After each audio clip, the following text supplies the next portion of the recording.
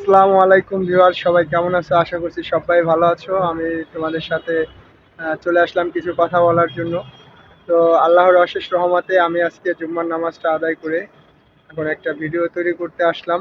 তো আমি এখন উপস্থিত আছি গাজীপুর চৌরাস্তা ফ্লাইওভারের উপরে। তো এখান থেকে সরাসরি তোমাদের সাথে কথা বলতেছি।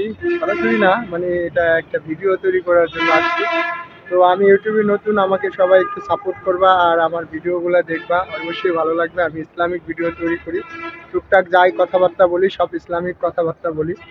তো তোমাদের কাছে যদি ইসলামকে ভালোবেসে থাকো, তুমি যদি মুসলমান হয়ে থাকো, অবশ্যই আমার সাথে যুক্ত থাকবা, তাহলে অবশ্যই তোমার উপকারে কোনো না কোনো উপকারে আসবে। তো বিষয়টা হচ্ছে আল্লাহর কাছে অশেষ রহমতে কিন্তু আজকে জুম্মার নামাজটা পড়তে পারছি।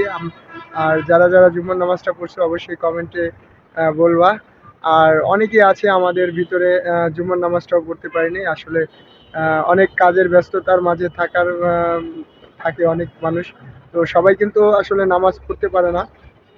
আল্লাহ তাআলা সবাইকে নামাজ পড়ার তৌফিকও দেয় না। তো আল্লাহ তাআলা যে আমাকে নামাজ পড়ার তৌফিক দিছে, এটাই আল্লাহর কাছে মানে কৃতজ্ঞতা প্রকাশ করার ভাষা নেই। তো বিষয়টা হচ্ছে প্রত্যেকটা মুসলমানই ৫ ওয়াক্ত নামাজ পড়া ফরজ। তো সবাই ৫ ওয়াক্ত নামাজ পড়ার চেষ্টা করব। আর সবথেকে বড় বিষয় হচ্ছে আ উম এই যে ধরেন আপনার ২০ কোটি মানুষ ধরলাম, আমি বাংলাদেশে ধরলাম ২০ কোটি মানুষ। ২০ কোটি মানুষের ভিতরে ধরলাম ১০ কোটি পুরুষ মানুষ। ১০ কোটির ভিতরে আরো ২ কোটি বাদ দিলাম।